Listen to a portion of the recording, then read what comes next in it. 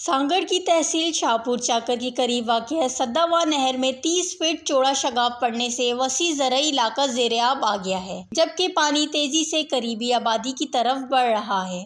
علاقے میں شدید خوف و ہراس پھیل گیا ہے۔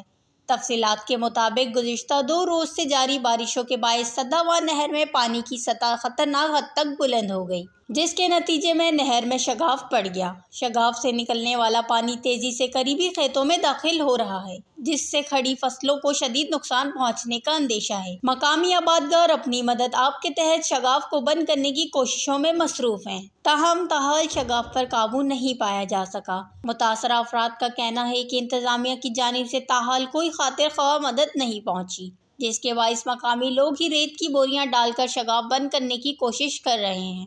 علاقہ مکینوں نے خدشہ ظاہر کیا ہے کہ اگر شگاف کو فوری بند نہ کیا گیا تو پانی قریبی شہری آبادی میں داخل ہو سکتا ہے، جس سے جانی و مالی نقصان کا خطرہ بڑھ سکتا ہے۔